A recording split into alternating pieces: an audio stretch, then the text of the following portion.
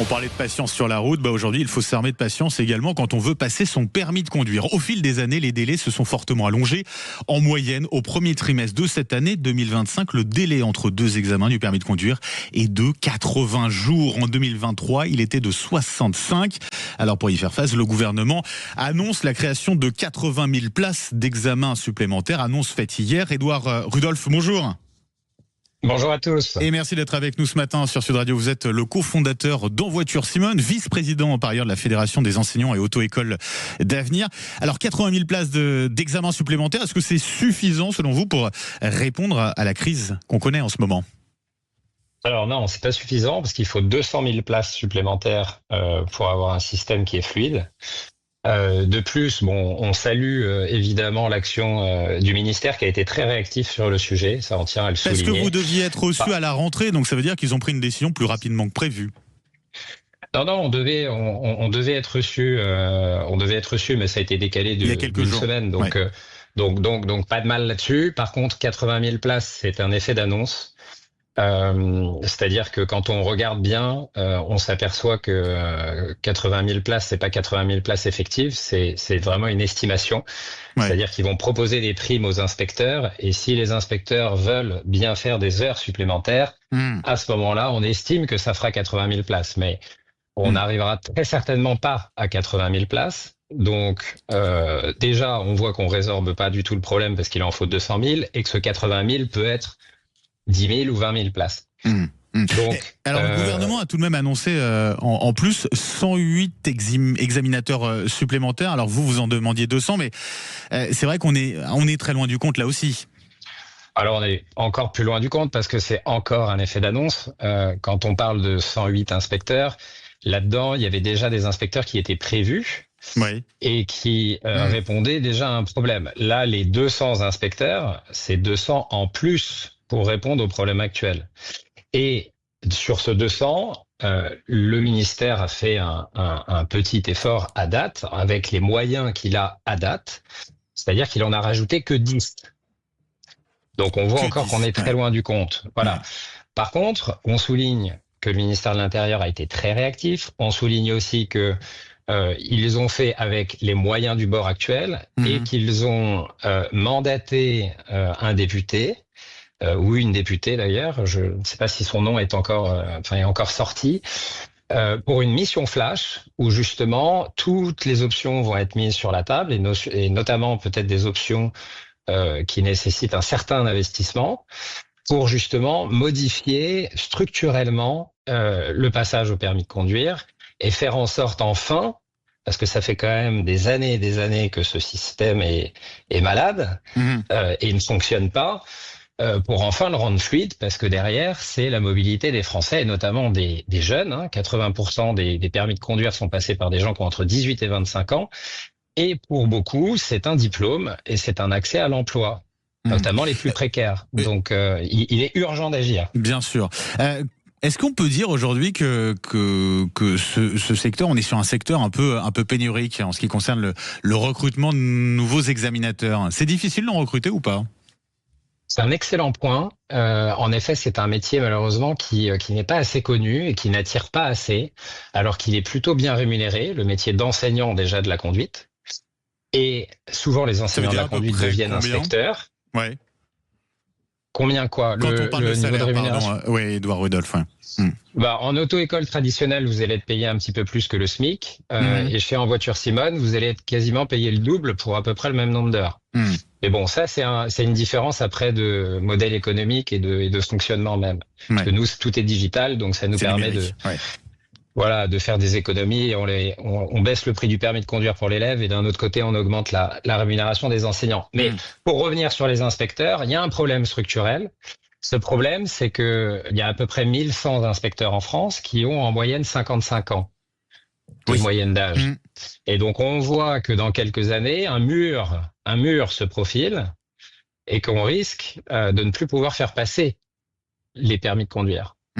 Donc, faute d'inspecteurs. Donc, il faut réfléchir à des mesures vraiment d'urgence structurelle et peut-être penser à une hybridation, c'est-à-dire avoir recours, comme dans d'autres pays, à des organismes privés, tel que la Poste aujourd'hui le fait par exemple sur le code de la route.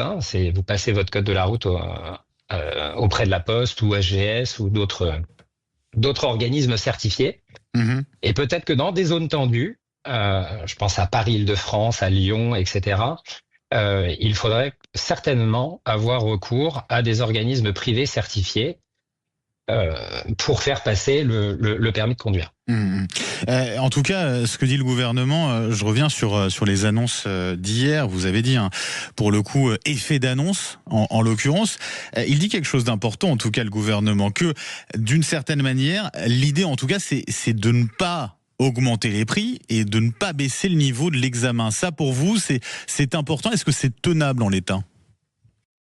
Alors, nous, c'est crucial. C'est-à-dire que on a un des meilleurs examens d'Europe et un des meilleurs niveaux de sécurité d'Europe. Je vous coupe juste pour ajouter. Aujourd'hui, le taux de réussite à l'examen, tout âge confondu, c'est pratiquement 60%. Et pour ceux qui ont 17 ans, les jeunes de 17 ans, parce qu'il y a cette réforme qui est passée, on est au-delà des 70. Voilà, c'était juste une petite précision, Édouard Rudolph. Oui, tout à fait. Et il y a un vrai sujet sur les élèves en fait qui sont présentés à l'examen. Beaucoup n'ont malheureusement pas le niveau.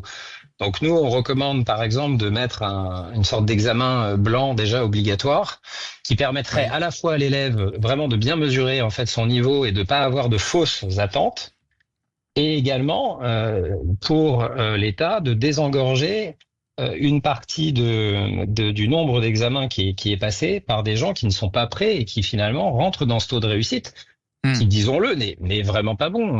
Vous avez quand même 4 personnes sur 10 qui échouent au permis de conduire en France. C'est l'examen qui est le plus passé en France. Donc c'est énorme, c'est le plus gros taux d'échec. Valoriser la conduite accompagnée, supervisée, ce serait une bonne chose, c'est ce que veut le gouvernement ? Ce sont des bonnes choses, la conduite accompagnée. Le problème aussi de la conduite accompagnée, c'est que c'est malheureusement peu utilisé. C'est utilisé par des parents qui ont le temps de faire conduire leurs enfants et souvent dans des zones qui sont en dehors finalement des zones tendues parce que c'est plus facile, parce qu'il y a moins de risques que faire conduire son enfant 3000 km en région parisienne. Bien sûr. Donc ça c'est une partie de la résolution du problème. Une solution. Mais c'est une des solutions. Mais on a vraiment un problème structurel de passage. Je voudrais vous faire réagir à une dernière annonce, en tout cas à une proposition de loi qui, vous l'avez peut-être vu, a été déposée tout récemment à l'Assemblée nationale, qui vise justement à désengorger l'accès au permis de conduire, notamment pour les jeunes dans les départements en tension. Le texte veut donner notamment la possibilité aux moniteurs aguerris de faire passer l'examen sous certaines conditions. Est-ce que vous y êtes favorable vous-même à cette mesure, à cette évolution ? Nous, on est assez sceptiques en fait là-dessus, bien qu'on ait tout à fait confiance dans dans les enseignants de la conduite, etc. Mais le fait de faire passer l'examen est une compétence précise qui s'acquiert d'ailleurs dans une école qui est aujourd'hui à Nevers et c'est la seule école pour les inspecteurs au permis de conduire. Et c'est un garant de la qualité quand même de la sécurité sur nos routes.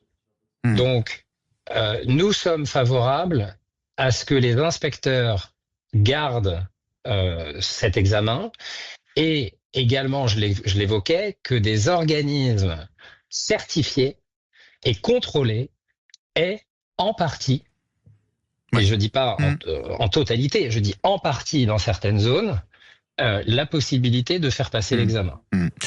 Merci beaucoup d'avoir été avec nous ce matin, Édouard Rudolph. Je rappelle, cofondateur plateforme En Voiture Simone et vice-président de la Fédération des enseignants et auto-écoles d'avenir. Merci et très belle journée à vous. Avec plaisir. Merci de votre invitation et bon courage à tous les automobilistes aujourd'hui. Et oui, qui seront nombreux sur la route, encore plus nombreux d'ailleurs demain. Bon courage à vous, que ce soit pour partir en vacances ou pour revenir, pour rentrer de vacances. Sud Radio 9h17. Dans un instant, vous restez avec nous.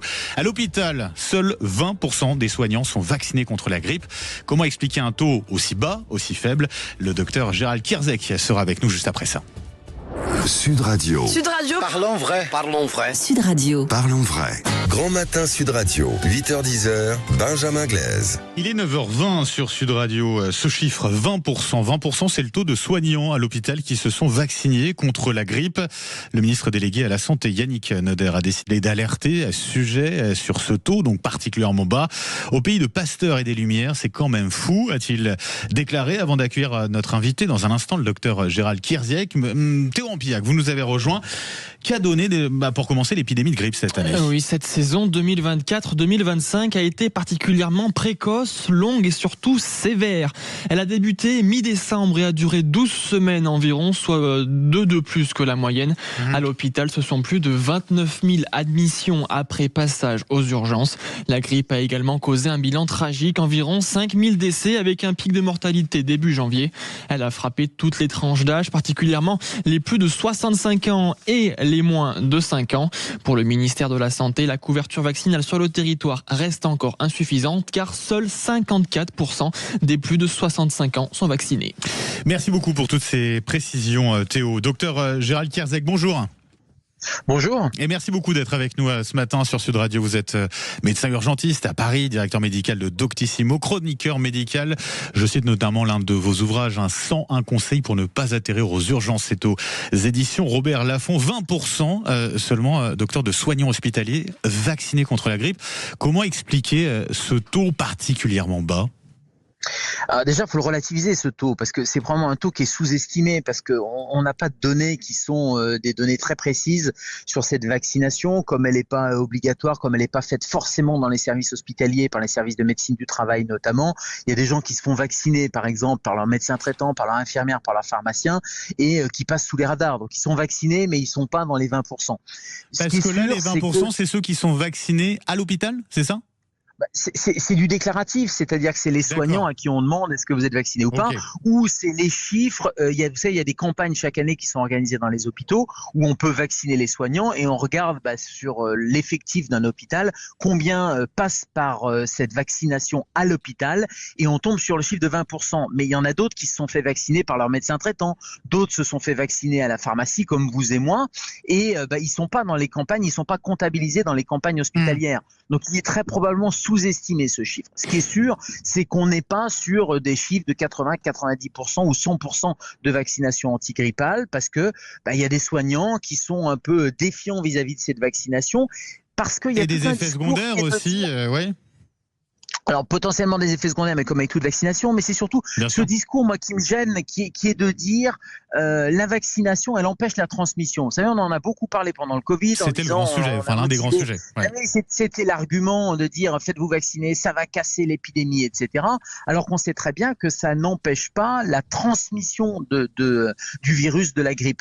Donc il faut avoir un discours raisonnable et nuancé. Oui, il y a un problème de conviction des soignants, il faut essayer d'aller les convaincre, les obliger. Non, mais il ne faut pas les convaincre en racontant n'importe quoi non plus. C'est pas parce qu'on est vacciné contre la grippe que ça empêche de transmettre le virus de la grippe. Alors, comment devrions-nous les convaincre dès lors, les soignants, Gérald Kierzek ? Il faut renouer un lien de confiance avec les soignants. Or là, on voit bien que ce soit les médecins traitants, les infirmières, les pharmaciens, il y a un vrai problème de défiance vis-à-vis des administrations hospitalières, vis-à-vis même du ministre, même si c'est un collègue et qui connaît bien le sujet. Je crois qu'à force de taper sur la tête des soignants, un moyen pour les soignants, ça va être de dire même les campagnes de santé publique, on ne veut plus y participer. Donc je crois qu'il y a vraiment ce lien de confiance qu'il faut absolument renouer. Ensuite, il faut une conviction, mais une communication, y compris avec le grand public, de donner les avantages et les risques, les bénéfices et éventuellement les risques, cette fameuse balance bénéfice-risque de la vaccination, et pas prendre les gens pour des idiots en leur disant si vous vous faites vacciner, vous aurez zéro risque d'attraper ou leur mentir, c'est parce que d'une certaine manière. Ou leur mentir passivement ou activement. Oui, c'est ça. Exactement. Donc, parfois, c'est du mensonge un peu passif. Il faut qu'on s'appuie sur la science, et Yannick Noder a raison de dire qu'on est le pays de Pasteur, mais la science, elle n'a jamais montré, par exemple, que la vaccination antigrippale empêchait la transmission du virus. Donc, je crois qu'il faut donner les études, il faut communiquer sur ces études scientifiques, expliquer l'intérêt, notamment la prévention des formes graves, les gens qui sont à risque, renforcer cette vaccination. C'est pareil pour le Covid, mais ne pas raconter que, par exemple, les hôpitaux sont saturés parce que les soignants ne se vaccinent pas. On voit bien qu'on a un un problème de saturation des hôpitaux qui est chronique, qui est l'été lié à la canicule, l'hiver lié à la grippe, mais c'est pas parce que les soignants vont se faire vacciner. Vous voyez, culpabiliser les soignants en disant c'est parce que vous n'êtes pas vaccinés que les hôpitaux débordent, ça c'est un discours. Et on s'en souvient de ce qui s'était passé pendant le Covid avec des soignants qui avaient été suspendus parce qu'ils avaient refusé de se faire vacciner. Et d'ailleurs, ce qui s'est passé, c'est qu'au moment de les réintégrer, certains avaient entre-temps changé de métier. Donc on en a perdu en plus des soignants à ce niveau-là. Quand je parle de lien de confiance qui a été rompu, il y a beaucoup de gens qui sont engagés, mobilisés pour le Covid et qui après le Covid sont partis effectivement. Vous voyez, j'étais de garde encore la semaine dernière. J'ai rencontré un agent de police. Elle me dit tu te souviens pas, j'étais infirmière. Elle était infirmière pendant le Covid, mobilisée intérimaire et elle est devenue gardienne de la paix après. C'est-à-dire qu'elle a toujours cette vocation de service public, mais elle l'exerce ailleurs et elle est partie un peu dégoûtée de ce système de soins. Donc le fait de dire c'est de votre faute, vous soignants, et c'est vous qui contaminez les malades, ce discours-là il est insupportable. D'ailleurs, à propos de l'obligation vaccinale et de la réintégration des soignants, c'est que le ministre avait été courageux à l'époque. Il n'était pas encore ministre, Yannick Neuder, il était député, il avait dit mais il faut réintégrer les soignants. Oui. Donc je pense que ce discours de responsabilité, de confiance avec les professionnels de santé, il faut continuer à l'avoir. Il ne faut pas avoir un discours bête et méchant, répéter ce que disent nos administrations qui ferment des lits, qui sont responsables pour le coup des fermetures de lits et donc de la saturation des services hospitaliers et qui essaient de culpabiliser. C'est un peu facile de culpabiliser les soignants. Je crois que le ministre il devrait avoir ce courage politique de dire aux soignants vous êtes des gens responsables, vaccinez-vous. On vous raconte pas n'importe quoi, on sait que c'est pas ça qui est responsable de la crise de l'hôpital et en parallèle, on va réanimer l'hôpital en recréant des lits et en mettant des postes. Un dernier mot très rapide avant d'aller au standard et d'accueillir Marie-Alice qui est au 0826 300 300, docteur Gérald Kierzek. Un mot sur une proposition de la ministre de la Santé, Catherine Vautrin, qui veut rendre obligatoire la vaccination contre la grippe des personnes âgées résidant en EHPAD. Bonne ou mauvaise idée à ce niveau-là ? Non mais encore une fois, la médecine, c'est pas que de l'obligation. La médecine, c'est de la balance bénéfice-risque. C'est un rapport entre l'infirmière, le médecin, le pharmacien, qui sont les trois habilités à vacciner les gens. Et c'est ça qui doit être ce discours de conviction. On explique aux patients, on explique aux familles, et il n'y a aucun problème pour que les gens se fassent vacciner, notamment dans les EHPAD. Les EHPAD, ce sont des gens qui sont fragiles. Il y a des infirmières, il y a des gens qui peuvent les vacciner. Généralement, la couverture est assez bonne en termes de vaccination. On n'est pas obligé d'avoir sans arrêt un bâton et obliger les gens à se faire vacciner. Docteur, vous restez avec nous juste le temps d'accueillir au standard au 0826 300 300 Marie-Alice qui est à Agen. Bonjour Marie-Alice. Oui, bonjour. Et bienvenue sur Sud Radio. Alors vous êtes aide-soignante. Vous allez. Non, je suis infirmière libérale. Ah, infirmière libérale, d'accord. Et vous allez du coup chez les gens. Vous allez chez les gens. Je vais chez les gens. Vous êtes vacciné ou pas Ouais. Oui. Oui, mais alors moi je voulais rebondir sur effectivement la notion de communication et de confiance. Je pense qu'effectivement il y a les soignants, mais il y a toute la population à qui il faut redonner confiance et expliquer clairement, comme la vaccination du Covid n'a pas empêché la contamination, mais elle a diminué les risques de dangerosité. Le vaccin de la grippe a aussi cet objectif-là. Donc il faut, je crois, arrêter d'infantiliser les gens et leur dire que ils auront peut-être la grippe, mais une forme probablement moins grave. Voilà, il faut. Enfin, la communication, c'est le nerf de la guerre. Si les gens n'ont pas confiance en leurs professionnels de santé, en leurs infirmières, leurs pharmaciens, on est là pour les informer, pour les rassurer, pour leur expliquer. Donc, faut arrêter d'imposer. On est un pays où il faut. Non. Chacun se responsabilise. Comme ça. Ouais. Ben oui, je pense qu'il faut responsabiliser les gens, les familles, les personnes âgées, tout le monde. Les écoles pour certains adolescents fragiles, etc. C'est comme pour la vaccination du papillomavirus. C'est pareil, tout passe par l'information. Merci beaucoup Marie-Alice. Je rappelle, vous êtes à Agen, infirmière libérale donc. Merci beaucoup à Marie-Alice et belle journée à vous. Pour conclure, docteur Gérald Kierzek, ça rejoint un petit peu ce que vous nous disiez juste avant.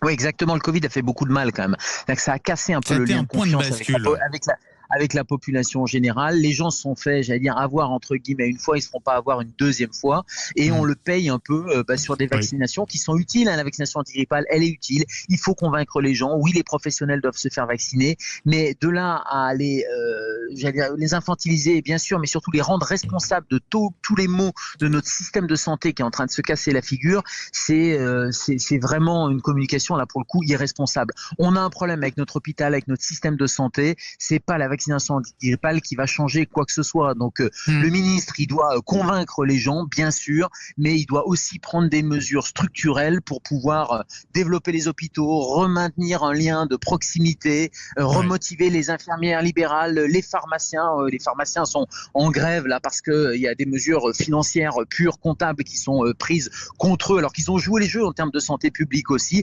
Tout ça doit pas reposer sur les épaules des soignants en leur disant c'est parce que vous ne faites pas vacciner que vous êtes responsable de tous ces maux du système. Un grand merci d'avoir été avec nous ce matin sur Sud Radio et belle journée à vous, docteur Gérald Kierzek.